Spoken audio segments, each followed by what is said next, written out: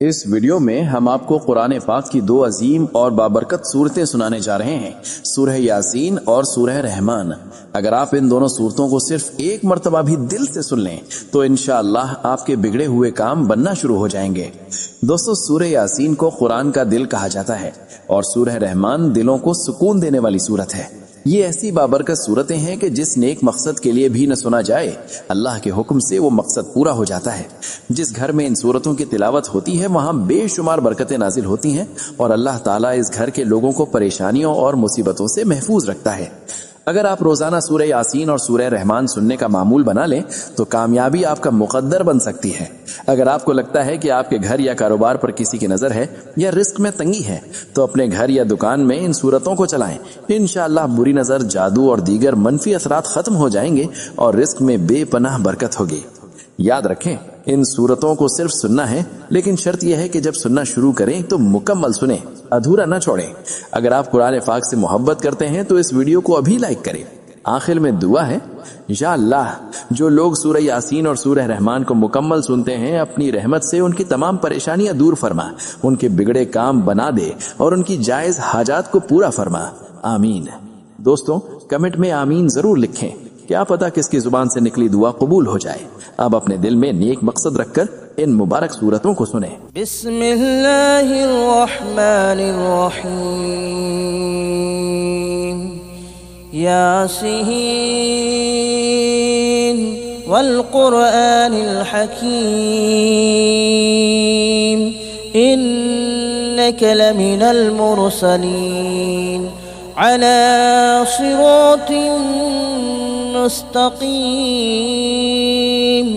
तंज़ीलल अज़ीज़िर रहीम। लितुंज़िर क़ौमन मा उन्ज़िर आबाउहुम फ़हुम गाफ़िलून। लक़द हक़्क़ल क़ौलु अला अक्सरिहिम फ़हुम ला युमिनून। इन्ना जअलना फ़ी अअनाक़िहिम अग़लालन फ़हिय इलल अज़क़ानि फ़हुम मुक़महून। वजअलना मिन बैन अयदीहिम सद्दन वमिन खल्फ़िहिम सद्दन फ़अग़शयनाहुम फ़हुम ला युबसिरून। वसवाउन अलैहिम अअंज़रतहुम अम लम तुंज़िरहुम ला युमिनून। इन्नमा तुंज़िरु मन इत्तबअ अज़्ज़िक्र व खशियर रहमान बिलग़ैब फबश्शिरहु बिमग़फ़िरतिन व अज्रिन करीम। इन्ना नहनु नुह्यिल मौता व नक्तुब मा क़द्दमू व आसारहुम व कुल्ल शैइन अहसयनाहु फ़ी इमामिन मुबीन। वضرب लहुम मसलन अस्हाबल क़रियह إذ جاءها المرسلون إذ أرسلنا إليهم اثنين فكذبوهما فعززنا بثالث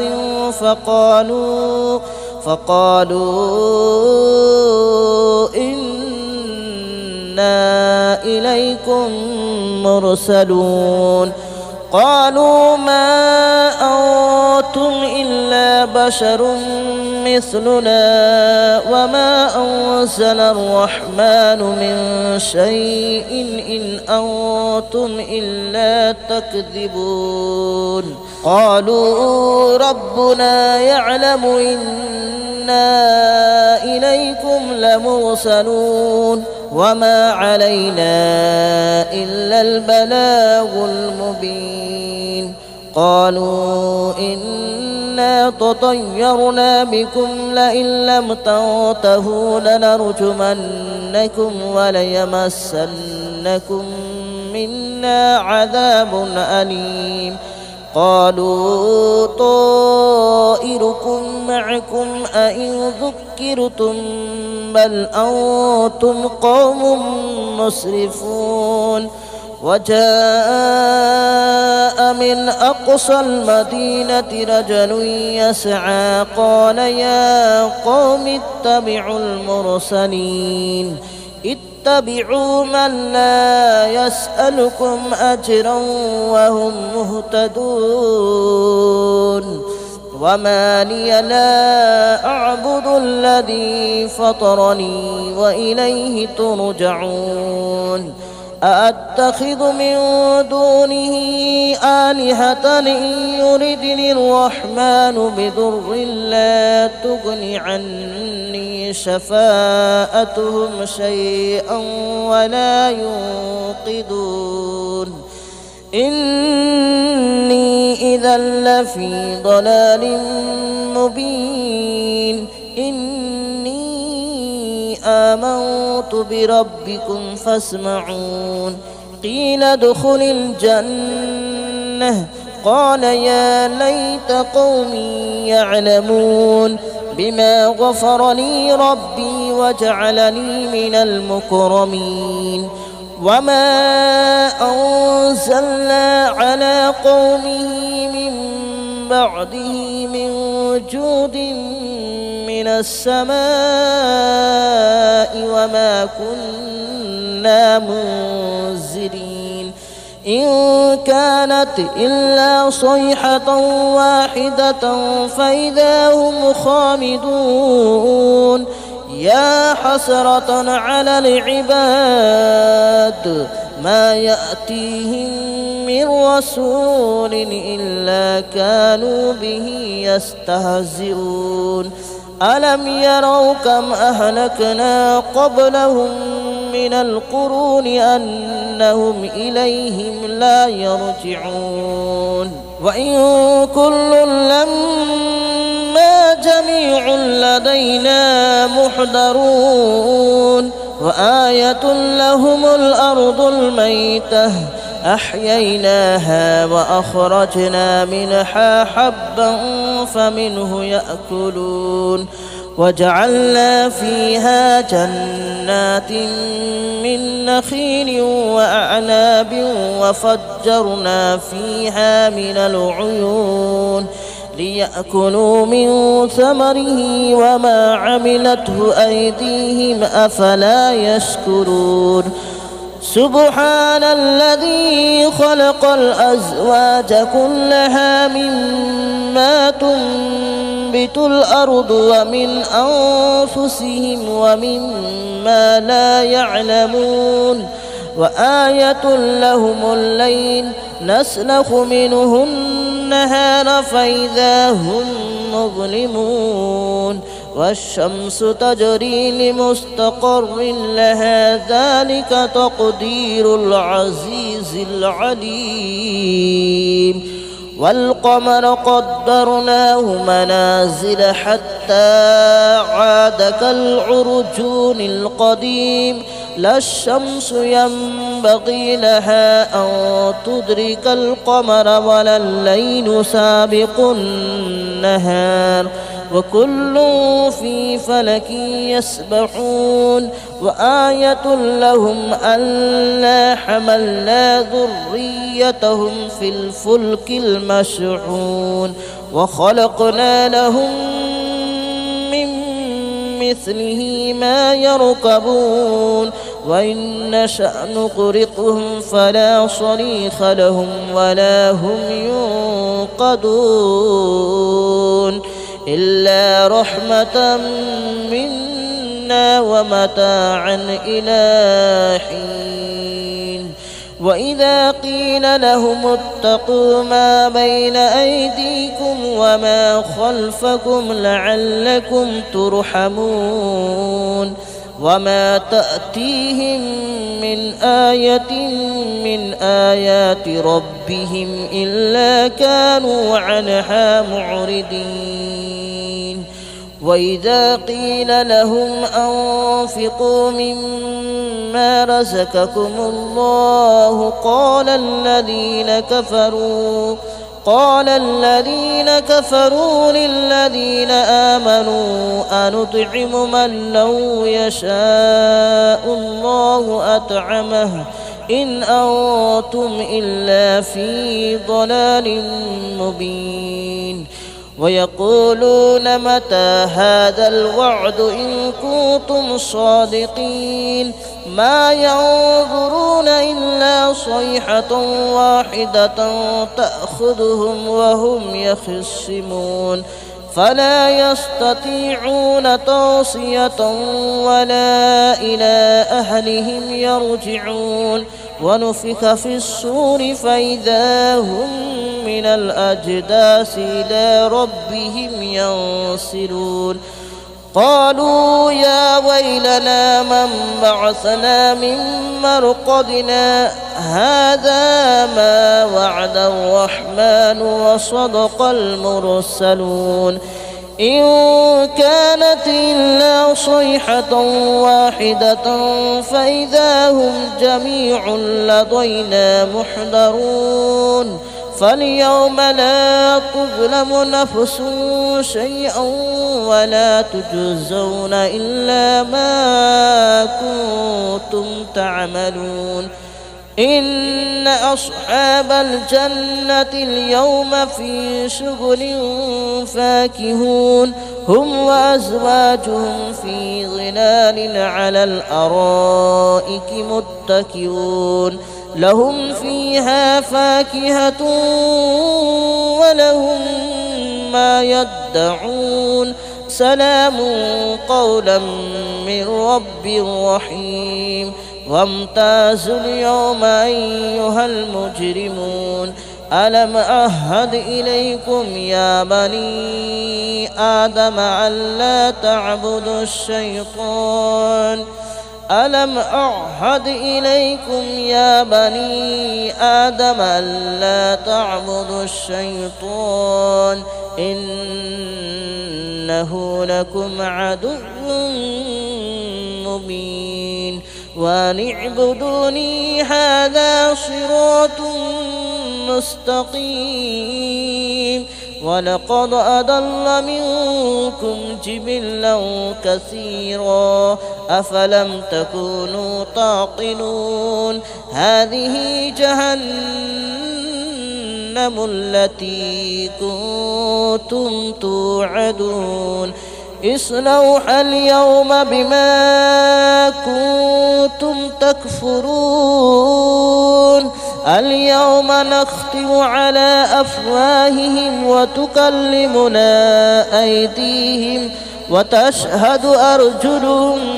بما كانوا يكسبون ولو نشاء لطمسنا على أعينهم فاستبقوا الصراط فأنى يبصرون ولو نشاء لمسخناهم على مكانتهم فما استطاعوا مضيا ولا يرجعون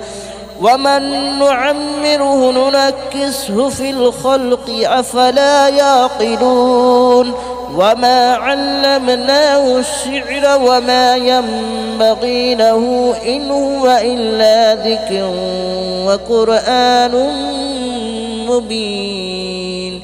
لينذر من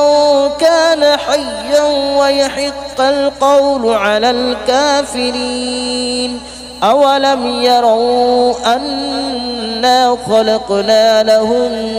مما عملت أيدينا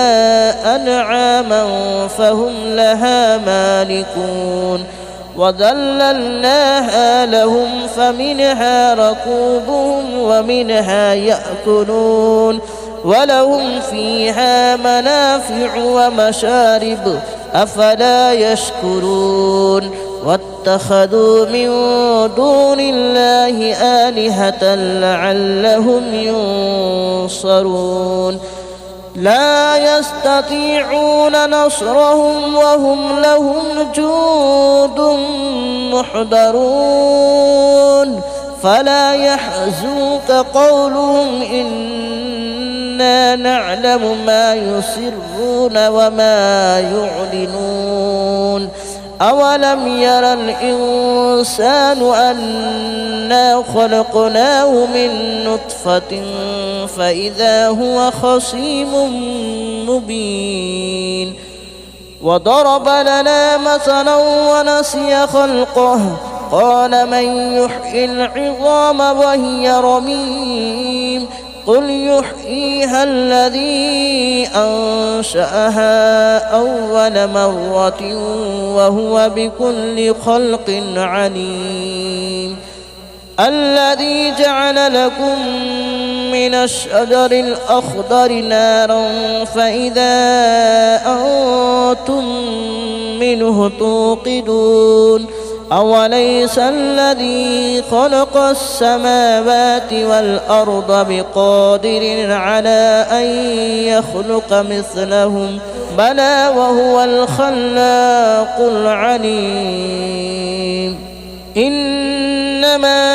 أمره إذا أراد شيئا أن يقول له كن فيكون فسبحان الذي بيده ملكوت كل شيء وإليه ترجعون بسم الله الرحمن الرحيم الرحمن علم القرآن خلق الإنسان علمه البيان الشمس والقمر بحسبان والنجم والشجر يسجدان والسماء رفعها ووضع الميزان ألا تطغوا في الميزان وأقيموا الوزن بالقسط ولا تخسروا الميزان والأرض وضعها للأنام فيها فاكهة والنخل ذات الأكمام والحب ذو العصف والريحان فبأي آلاء ربكما تكذبان خلق الإنسان من صلصال كالفخار وخلق الجان من مارج من نار فبأي آلاء ربكما تكذبان رب المشرقين ورب المغربين فبأي آلاء ربكما تكذبان مرج البحرين يلتقيان بينهما برزخ لا يبغيان فبأي آلاء ربكما تكذبان يخرج منهما اللؤلؤ والمرجان فبأي آلاء ربكما تكذبان وله الجوار المنشآت في البحر كالأعلام فبأي آلاء ربكما تكذبان كل من عليها فان ويبقى وجه ربك ذو الجلال والإكرام فبأي آلاء ربكما تكذبان يسأله من في السماوات والأرض كل يوم هو في شأن فبأي آلاء ربكما تكذبان سنفرغ لكم أيها الثقلان فبأي آلاء ربكما تكذبان يا معشر الجن والإنس إن استطعتم أن تنفذوا من أقطار السماوات والأرض فانفذوا لا تنفذون إلا بسلطان فبأي آلاء ربكما تكذبان يرسل عليكما شواظ من نار ونحاس فلا تنتصران فبأي آلاء ربكما تكذبان فإذا انشقت السماء فكانت وردة كالدهان فبأي آلاء ربكما تكذبان فيومئذ لا يسأل عن ذنبه إنس ولا جان فبأي آلاء ربكما تكذبان يعرف المجرمون بسيماهم فيؤخذ بالنواصي والأقدام فبأي آلاء ربكما تكذبان هذه جهنم التي يكذب بها المجرمون يطوفون بينها وبين حميم آن فبأي آلاء ربكما تكذبان ولمن خاف مقام ربه جنتان فبأي آلاء ربكما تكذبان ذواتا أفنان فبأي آلاء ربكما تكذبان فيهما عينان تجريان فبأي آلاء ربكما تكذبان فيهما من كل فاكهة زوجان فبأي آلاء ربكما تكذبان متكئين على فرش بطائنها من استبرق وجنى الجنتين دان فبأي آلاء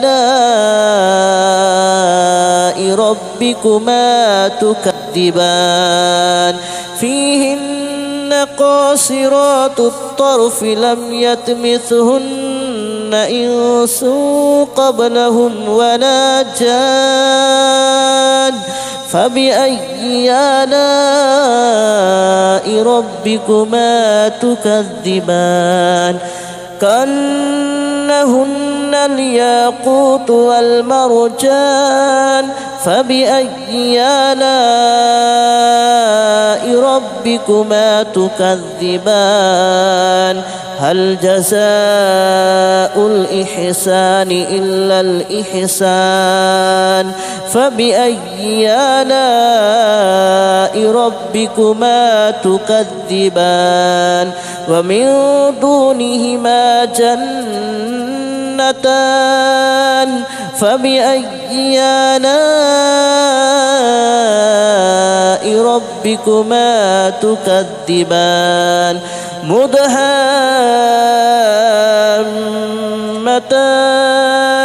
فبأي آلاء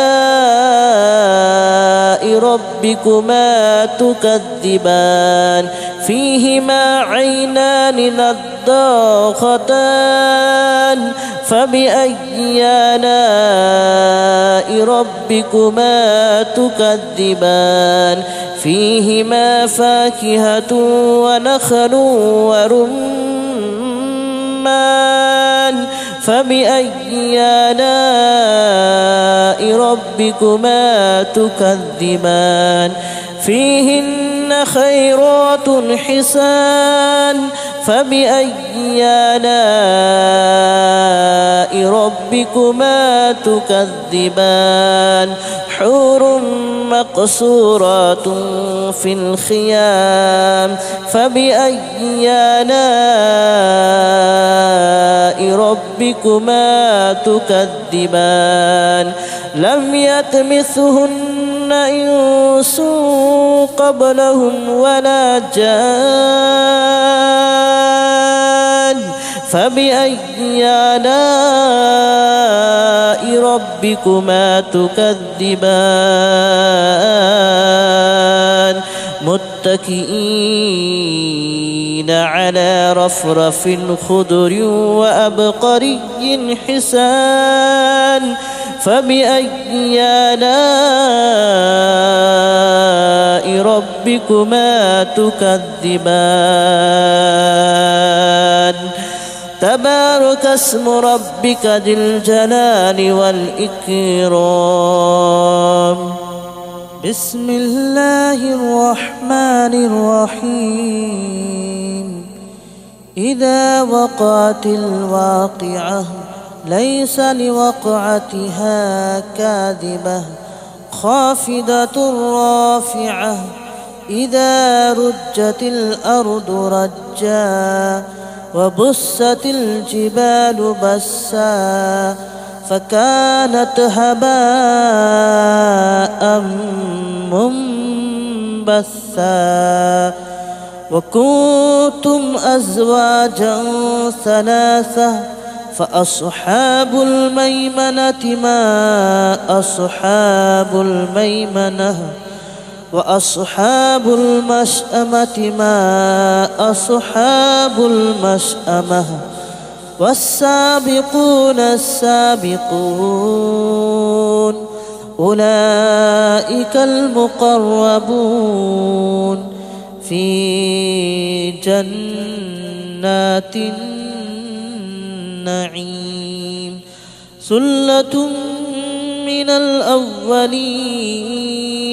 وقليل من الآخرين على سرر موضونة متكئين عليها متقابلين يطوف عليهم ولدان مخلدون بأكواب وأباريق وكأس من معين لا يصدعون عنها ولا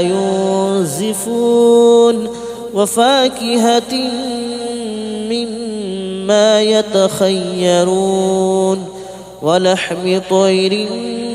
مما يشتهون وحور عين كأمثال اللؤلؤ المكنون جزاء بما كانوا يعملون لا يسمعون فيها لغوا ولا تأثيما إلا قليلا سلاما سلاما وأصحاب اليمين ما أصحاب اليمين في سدر مخضود وطلح منضود وظل ممدود وماء مسكوب وفاكهة كثيرة لا مقطوعة ولا ممنوعة وفرش مرفوعة إنا أنشأناهن إن شاء فجعلناهن أبكارا عربا أترابا لأصحاب اليمين ثلة من الأولين وثلة من الآخرين وأصحاب الشمال ما أصحاب الشمال في سموم وحميم وظل من يحموم لا بارد ولا كريم إنهم كانوا قبل ذلك مترفين وكانوا يصرون على الحنث العظيم وكانوا يقولون أئذا متنا وكنا ترابا وعظاما أئنا لمبعوثون أو آباؤنا الأولون قل إن الأولين والآخرين لمجموعون إلى ميقات يوم معلوم ثم إنكم أيها الضالون المكذبون لآكلون من شجر من زقوم فمالئون منها البطون فشاربون عليه من الحميم فشاربون شرب الحميم هذا نزلهم يوم الدين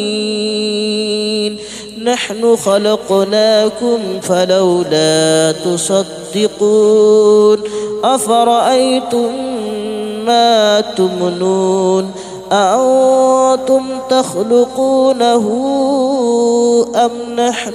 الخالقون نحن قدرنا بينكم الموت وما نحن بمسبوقين على أن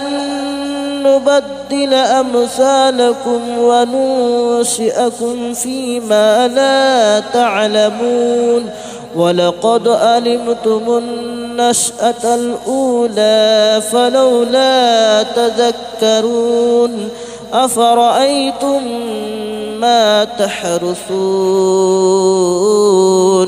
أأنتم تزرعونه أم نحن الزارعون لو نشاء لجعلناه هطاما فظلتم تفكهون إنا لمغرمون بل نحن محرومون أفرأيتم الماء الذي تشربون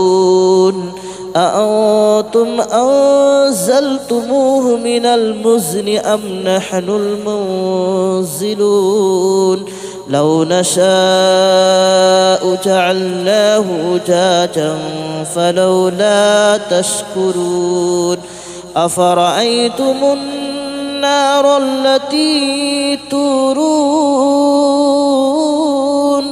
أأنتم أنشأتم شجرتها أم نحن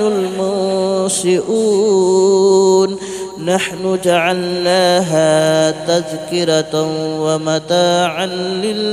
للمتقين نحن جعلناها تذكرة ومتاعا للمقوين فسبح باسم ربك العظيم فلا أقسم بمواقع النجوم وإنه لقسم لو تعلمون عظيم إنه لقرآن كريم في كتاب مكنون لا يمسه إلا المطهرون تنزيل من رب العالمين أفبهذا الحديث أنتم مدهنون وتجعلون رزقكم أنكم تكذبون فلولا إذا بلغت الحلقوم وأنتم حينئذ تنظرون ونحن أقرب إليه منكم ولكن لا تبصرون فلولا إن كنتم غير مدينين ترجعونها إن كنتم صادقين فأما إن كان من المقربين فروح وريحان وجنة نعيم وأما إن كان من أصحاب اليمين فسلام لك من أصحاب اليمين وأما إن كان من المكذبين الضالين فنزل من حميم وتصلية جحيم إن هذا لهو حق اليقين فسبح باسم ربك العظيم بسم الله الرحمن الرحيم ياسين والقرآن الحكيم إنك لمن المرسلين على صراط مستقيم تنزيل العزيز الرحيم لتنذر قوما ما أنذر آباؤهم فهم غافلون لقد حق القول على أكثرهم فهم لا يؤمنون إنا جعلنا في أعناقهم أغلالا فهي إلى الأذقان فهم مقمحون وجعلنا من بين أيديهم سدا ومن خلفهم سدا فأغشيناهم فهم لا يبصرون وسواء عليهم أنذرتهم أم لم تنذرهم لا يؤمنون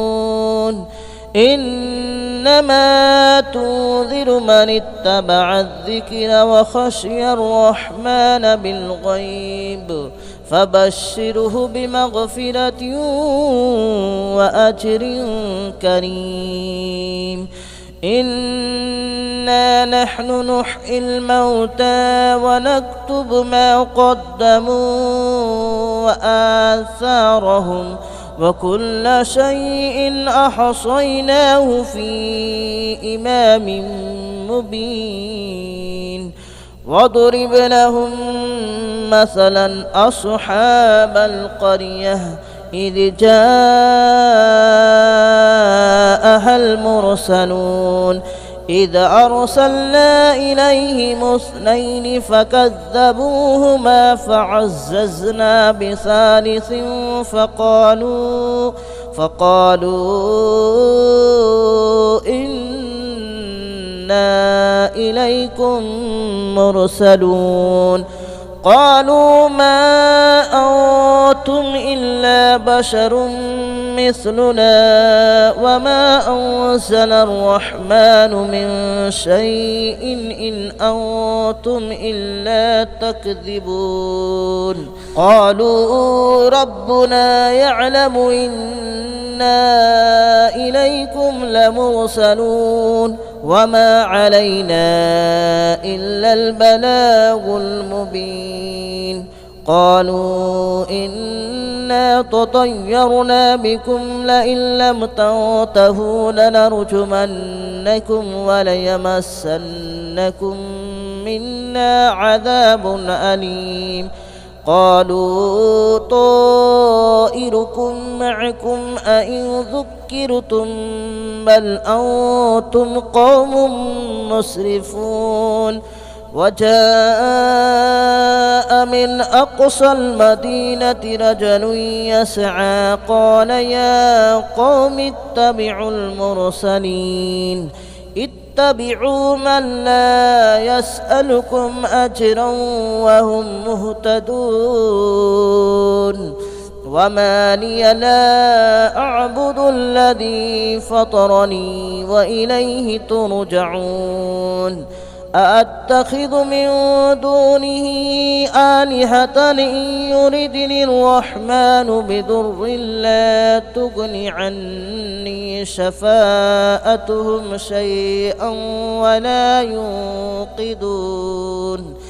إني إذا لفي ضلال مبين إني آمنت بربكم فاسمعون قيل ادخل الجنة قال يا ليت قومي يعلمون بما غفر لي ربي وجعلني من المكرمين وما أنزلنا على قومه من بعده من جود من السماء وما كنا منزلين إن كانت إلا صيحة واحدة فإذا هم خامدون يا حسرة على العباد ما يأتيهم من رسول إلا كانوا به يستهزئون ألم يروا كم أهلكنا قبلهم من القرون أنهم إليهم لا يرجعون وإن كل لما جميع لدينا محضرون وآية لهم الأرض الميتة أحييناها وأخرجنا منها حبا فمنه يأكلون وجعلنا فيها جنات من نخيل وأعناب وفجرنا فيها من العيون ليأكلوا من ثمره وما عملته أيديهم أفلا يشكرون سبحان الذي خلق الأزواج كلها مما تنبت الأرض ومن أنفسهم ومما لا يعلمون وآية لهم الليل نسلخ منه النهار فإذا هم مظلمون والشمس تجري لمستقر لها ذلك تقدير العزيز العليم والقمر قدرناه منازل حتى عاد كالعرجون القديم لا الشمس ينبغي لها أن تدرك القمر ولا الليل سابق النهار وكل في فلك يسبحون وآية لهم ألا حملنا ذريتهم في الفلك المشحون وخلقنا لهم من مثله ما يركبون وإن نشأ نغرقهم فلا صريخ لهم ولا هم ينقذون إلا رحمة منا ومتاعا إلى حين وإذا قيل لهم اتقوا ما بين أيديكم وما خلفكم لعلكم ترحمون وما تأتيهم من آية من آيات ربهم إلا كانوا عنها معرضين وإذا قيل لهم أنفقوا مما رزقكم الله قال الذين كفروا للذين آمنوا أنطعم من لو يشاء الله أطعمه إن أنتم إلا في ضلال مبين ويقولون متى هذا الوعد إن كنتم صادقين ما ينظرون إلا صيحة واحدة تأخذهم وهم يخصمون فلا يستطيعون توصية ولا إلى أهلهم يرجعون ونفخ في الصور فإذا هم من الأجداث إلى ربهم ينسلون قالوا يا ويلنا من بعثنا من مرقدنا هذا ما وعد الرحمن وصدق المرسلون إن كانت إلا صيحة واحدة فإذا هم جميع لدينا محضرون فاليوم لا تظلم نفس شيئا ولا تجزون إلا ما كنتم تعملون إن أصحاب الجنة اليوم في شغل فاكهون هم وأزواجهم في ظلال على الأرائك متكئون لهم فيها فاكهة ولهم ما يدعون سلام قولا من رب رحيم وامتازوا اليوم أيها المجرمون ألم أعهد إليكم يا بني آدم ألا تعبدوا الشيطان ألم أعهد إليكم يا بني آدم ألا تعبدوا الشيطان إنه لكم عدو مبين وأن اعبدوني هذا صراط مستقيم ولقد أضل منكم جبلا كثيرا أفلم تكونوا تعقلون هذه جهنم التي كنتم توعدون اصلوها اليوم بما كنتم تكفرون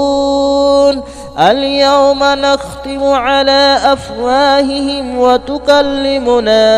أيديهم وتشهد أرجلهم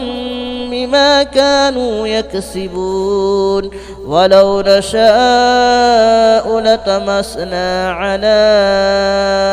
أعينهم فاستبقوا الصراط فأنى يبصرون ولو نشاء لمسخناهم على مكانتهم فما استطاعوا مضيا ولا يرجعون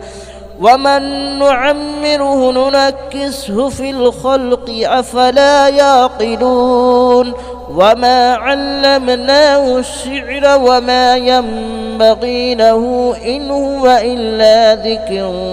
وقرآن مبين لينذر من كان حيا ويحق القول على الكافرين أولم يروا أنا خلقنا لهم مما عملت أيدينا أنعاما فهم لها مالكون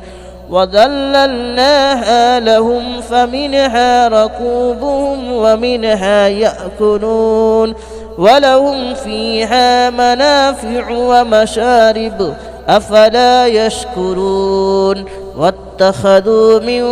دون الله آلهة لعلهم ينصرون لا يستطيعون نصرهم وهم لهم جند محضرون فلا يحزنك قولهم إنا نعلم ما يسرون وما يعلنون أولم ير الإنسان أنا خلقناه من نطفة فإذا هو خصيم مبين وضرب لنا مثلا ونسي خلقه قال من يحيي العظام وهي رميم قل يحييها الذي أنشأها أول مرة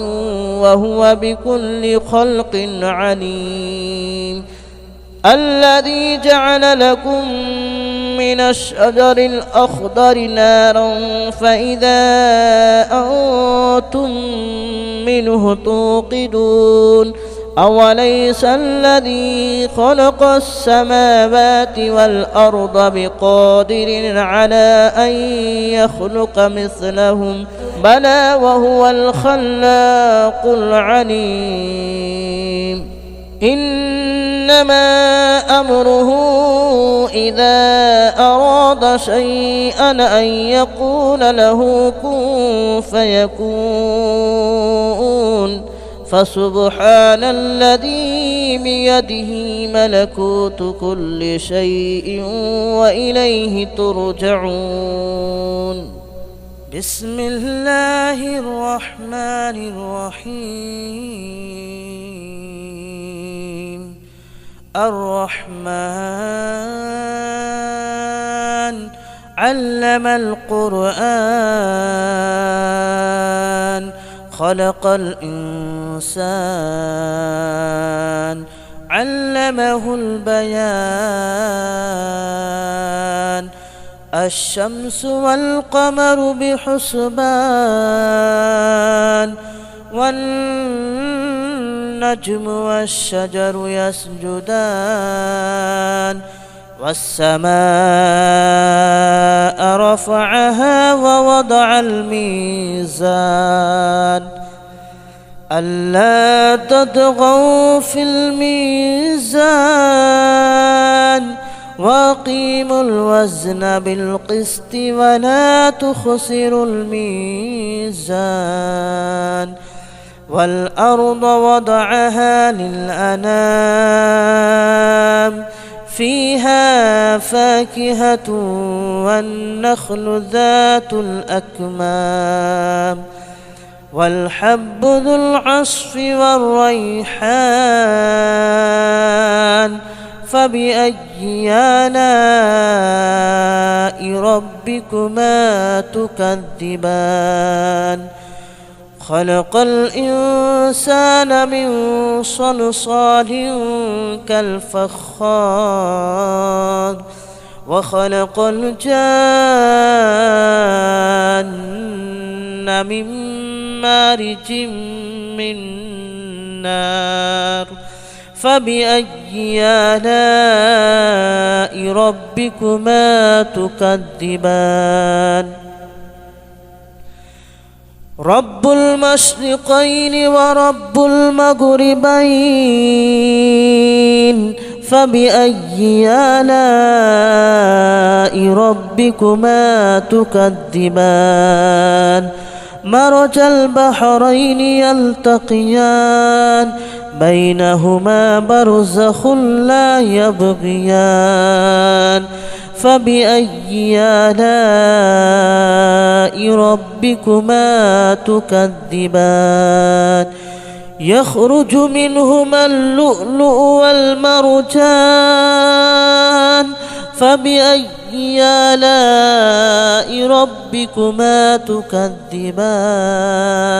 وله الجوار المنشآت في البحر كالأعلام فبأي آلاء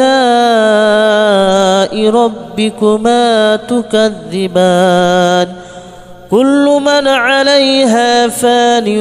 ويبقى وجه ربك ذو الجلال والإكرام فبأي آلاء ربكما تكذبان يسأله من في السماوات والأرض كل يوم هو في شأن فبأي آلاء ربكما تكذبان سنفرغ لكم أيها الثقلان فبأي آلاء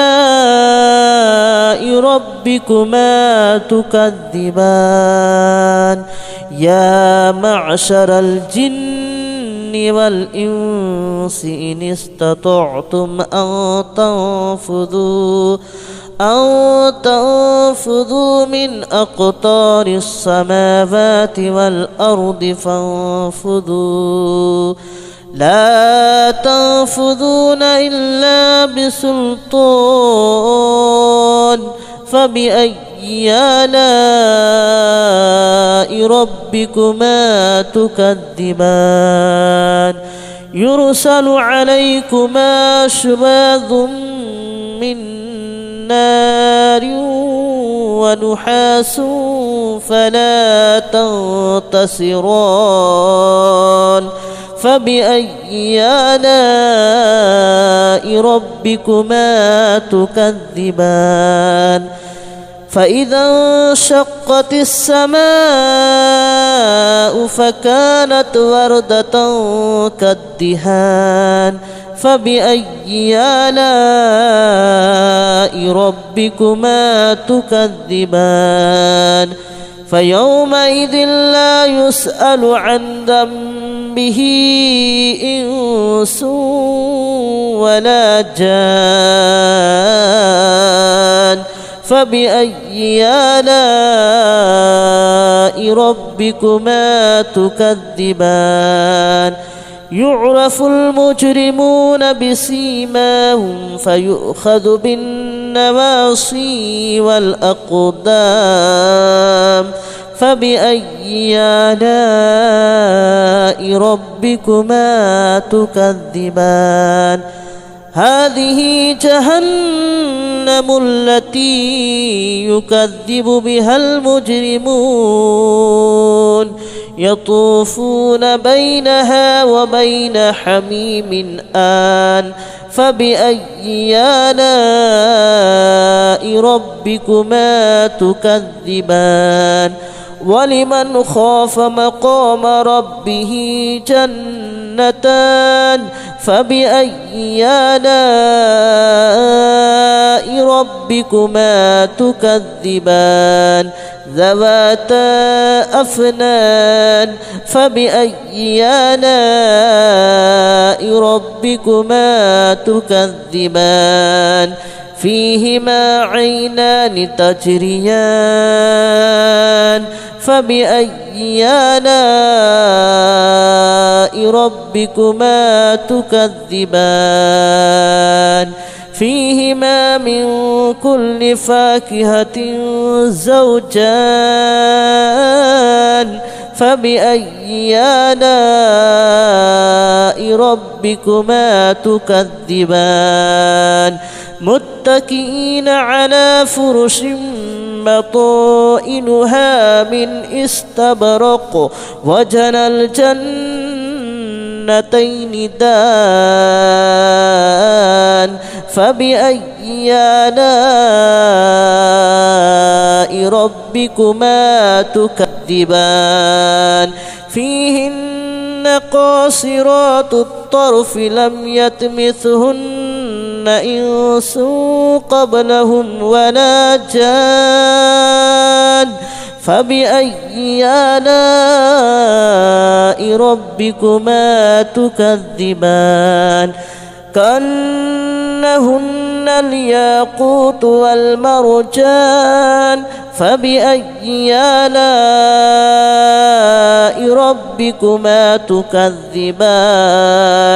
هل جزاء الإحسان إلا الإحسان فبأي آلاء ربكما تكذبان ومن دونهما جنتان فبأي آلاء ربكما تكذبان مدهامتان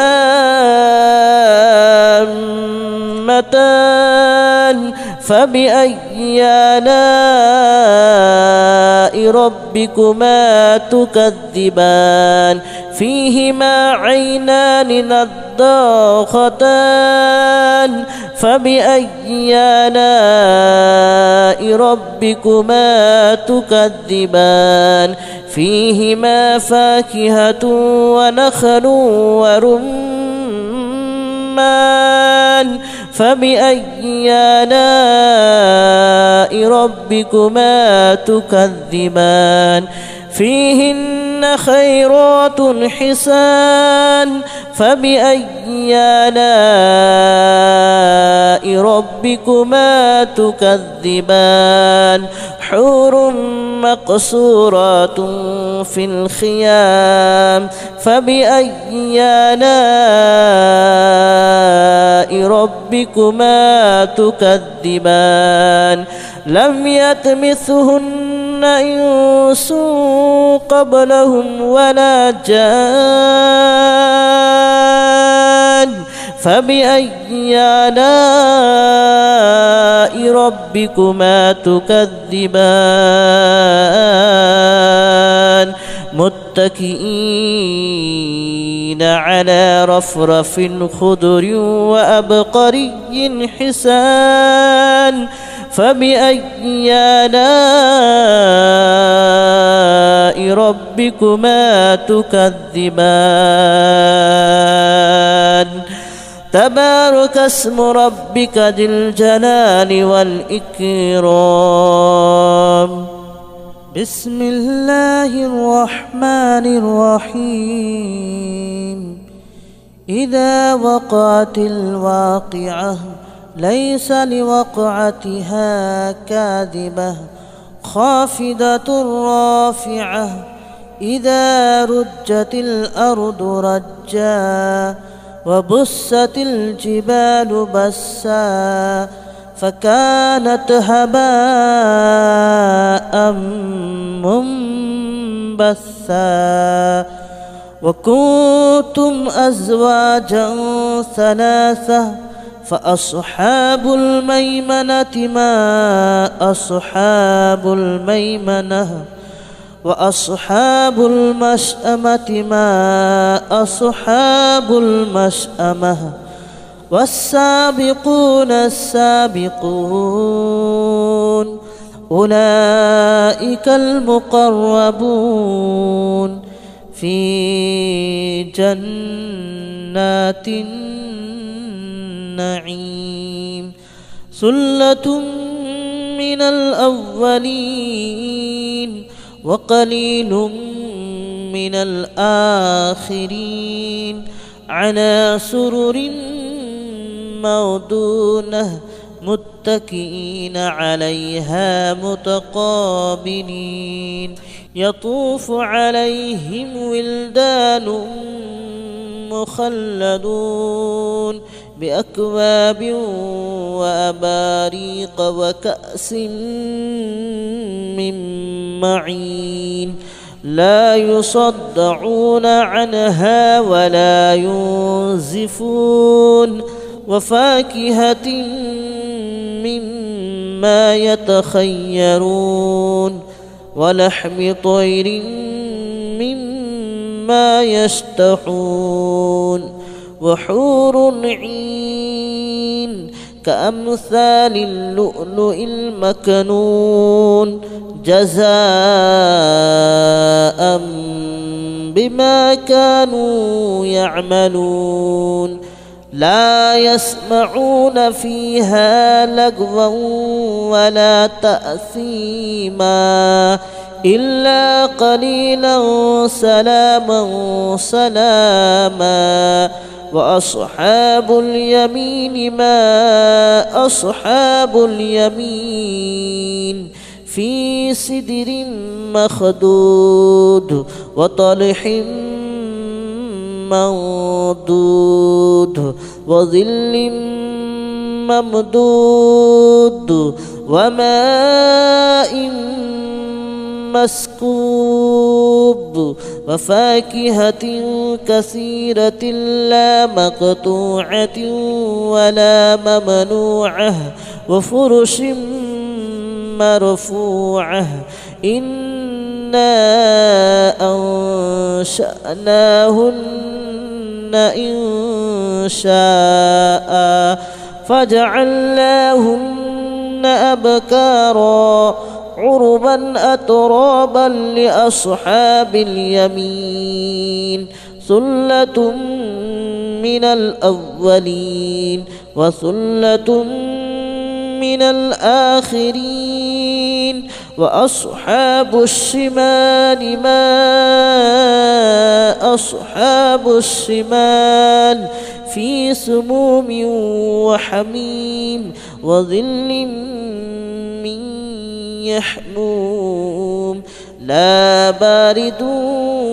ولا كريم إنهم كانوا قبل ذلك مترفين وكانوا يصرون على الحنث العظيم وكانوا يقولون أئذا متنا وكنا ترابا وعظاما أئنا لمبعوثون أو آباؤنا الأولون قل إن الأولين والآخرين لمجموعون إلى ميقات يوم معلوم ثم إنكم أيها الضالون المكذبون لآكلون من شجر من زقوم فمالئون منها البطون فشاربون عليه من الحميم فشاربون شرب الحميم هذا نزلهم يوم الدين نحن خلقناكم فلولا تصدقون أفرأيتم ما تمنون أأنتم تخلقونه أم نحن الخالقون نحن قدرنا بينكم الموت وما نحن بمسبوقين على أن نبدل أمثالكم وننشئكم فيما لا تعلمون ولقد علمتم النشأة الأولى فلولا تذكرون أفرأيتم ما تحرثون أأنتم تزرعونه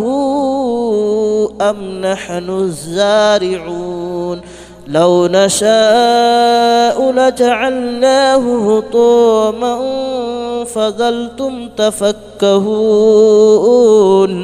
إنا لمغرمون بل نحن محرومون أفرأيتم الماء الذي تشربون أأنتم أنزلتموه من المزن أم نحن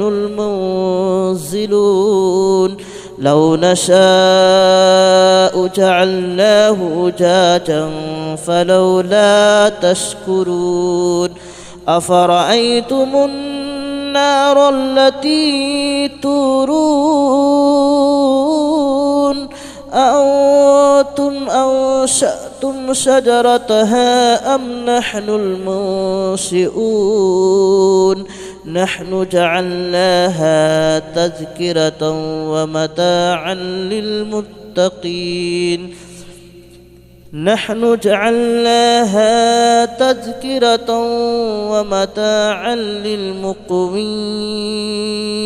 فسبح باسم ربك العظيم فلا أقسم بمواقع النجوم وإنه لقسم لو تعلمون عظيم إنه لقرآن كريم في كتاب مكنون لا يمسه إلا المطهرون تنزيل من رب العالمين أفبهذا الحديث أنتم مدهنون وتجعلون رزقكم أنكم تكذبون فلولا إذا بلغت الحلقوم وأنتم حينئذ تنظرون ونحن أقرب إليه منكم ولكن لا تبصرون فلولا إن كنتم غير مدينين ترجعونها إن كنتم صادقين فأما إن كان من المقربين فروح وريحان وجنة نعيم وأما إن كان من أصحاب اليمين فسلام لك من أصحاب اليمين وأما إن كان من المكذبين الضالين فنزل من حميم وتصلية جحيم إن هذا لهو حق اليقين فسبح باسم ربك العظيم بسم الله الرحمن الرحيم ياسين والقرآن الحكيم إنك لمن المرسلين على صراط مستقيم تنزيل العزيز الرحيم لتنذر قوما ما أنذر آباؤهم فهم غافلون لقد حق القول على أكثرهم فهم لا يؤمنون إنا جعلنا في أعناقهم أغلالا فهي إلى الأذقان فهم مقمحون وجعلنا من بين أيديهم سدا ومن خلفهم سدا فأغشيناهم فهم لا يبصرون وسواء عليهم أنذرتهم أم لم تنذرهم لا يؤمنون إنما تنذر من اتبع الذكر وخشي الرحمن بالغيب فبشره بمغفرة وأجر كريم إنا نحن نحيي الموتى ونكتب ما قدموا وآثارهم وكل شيء أحصيناه في إمام مبين واضرب لهم مثلا أصحاب القرية إذ جاءها المرسلون إذ أرسلنا إليهم 2 فكذبوهما فعززنا بثالث فقالوا إنا إليكم مرسلون قالوا ما أنتم إلا بشر مثلنا وما أنزل الرحمن من شيء إن أنتم إلا تكذبون قالوا ربنا يعلم إنا إليكم لمرسلون وما علينا إلا البلاغ المبين قالوا إنا تطيرنا بكم لئن لم تنتهوا لنرجمنكم وليمسنكم منا عذاب أليم قالوا طائركم معكم أئن ذكرتم بل أنتم قوم مسرفون وجاء من أقصى المدينة رجل يسعى قال يا قوم اتبعوا المرسلين اتبعوا من لا يسألكم أجرا وهم مهتدون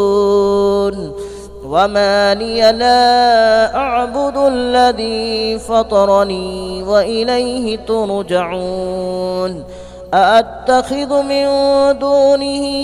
آلهة إن يردني الرحمن بضر لا تغن عني شفاءتهم شيئا ولا ينقذون إني إذا لفي ضلال مبين إني آمنت بربكم فاسمعون قيل ادخل الجنة قال يا ليت قومي يعلمون بما غفر لي ربي وجعلني من المكرمين وما أنزلنا على قومه من بعده من جود من السماء وما كنا منزلين إن كانت إلا صيحة واحدة فإذا هم خامدون يا حسرة على العباد ما يأتيهم من رسول إلا كانوا به يستهزئون ألم يروا كم أهلكنا قبلهم من القرون أنهم إليهم لا يرجعون وإن كل لما جميع لدينا محضرون وآية لهم الأرض الميتة أحييناها وأخرجنا منها حبا فمنه يأكلون وجعلنا فيها جنات من نخيل وأعناب وفجرنا فيها من العيون ليأكلوا من ثمره وما عملته أيديهم أفلا يشكرون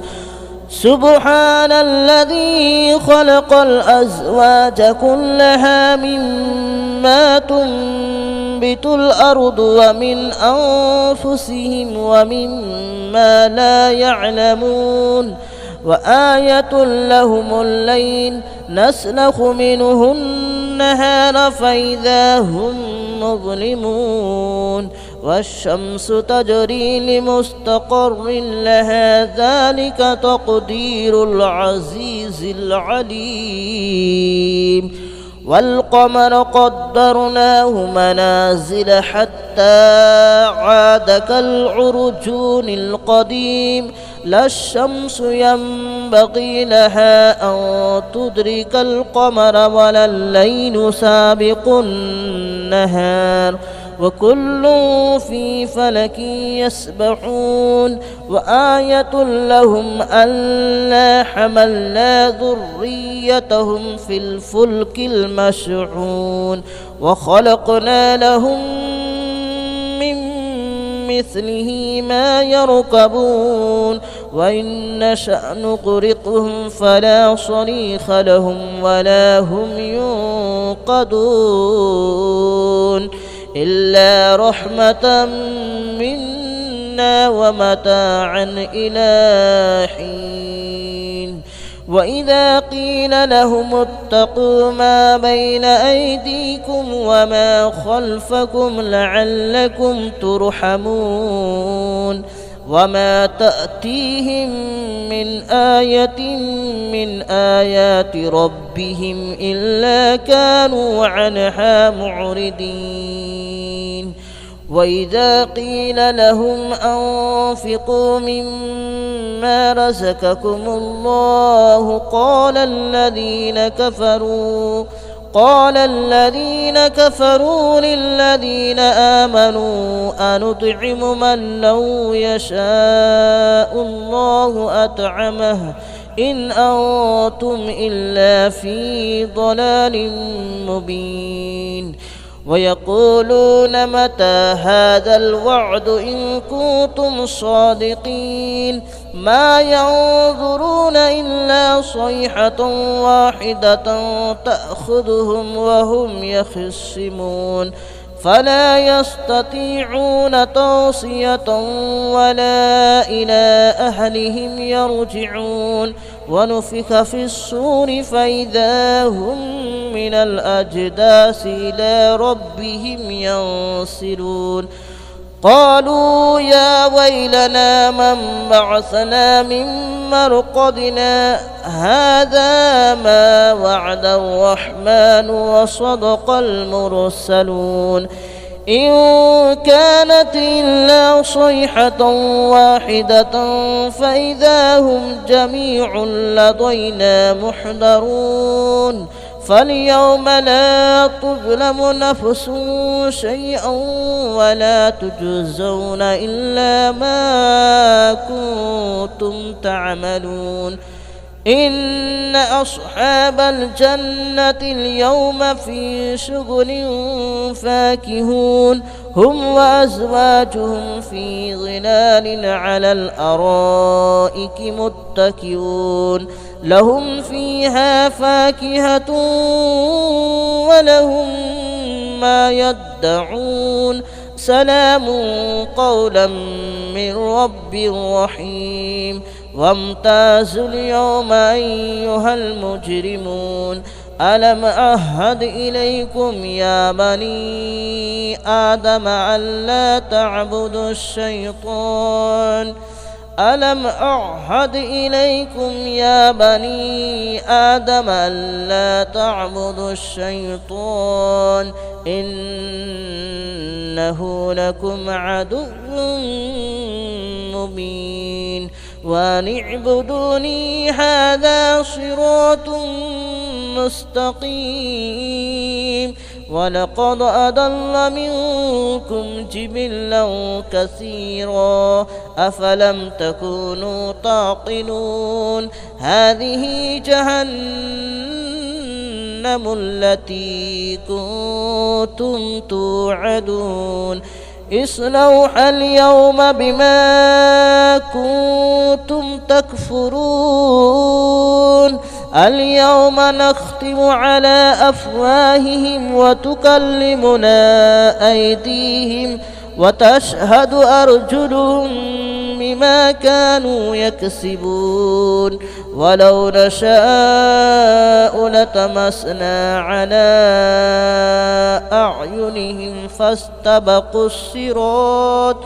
فاستبقوا الصراط فأنى يبصرون ولو نشاء لمسخناهم على مكانتهم فما استطاعوا مضيا ولا يرجعون ومن نعمره ننكسه في الخلق أفلا يعقلون وما علمناه الشعر وما ينبغي له إن هو إلا ذكر وقرآن مبين لينذر من كان حيا ويحق القول على الكافرين أولم يروا أنا خلقنا لهم مما عملت أيدينا أنعاما فهم لها مالكون وذللناها لهم فمنها ركوبهم ومنها يأكلون ولهم فيها منافع ومشارب أفلا يشكرون واتخذوا من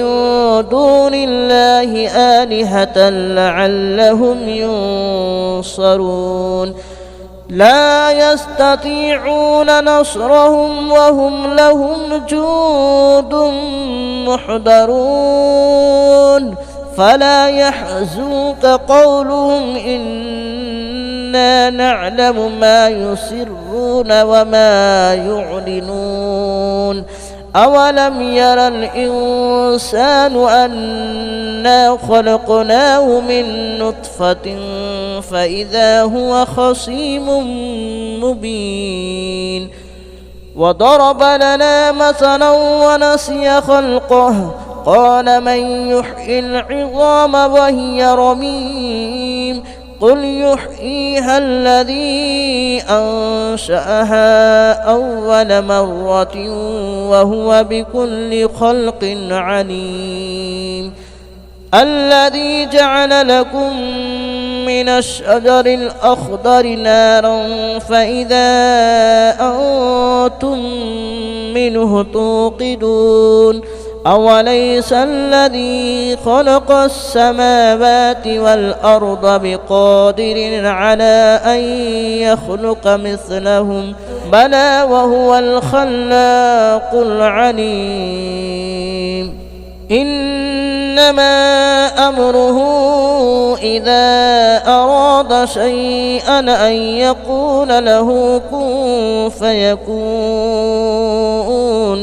فسبحان الذي بيده ملكوت كل شيء وإليه ترجعون بسم الله الرحمن الرحيم الرحمن علم القرآن خلق الإنسان علمه البيان الشمس والقمر بحسبان والنجم والشجر يسجدان والسماء رفعها ووضع الميزان ألا تطغوا في الميزان وأقيموا الوزن بالقسط ولا تخسروا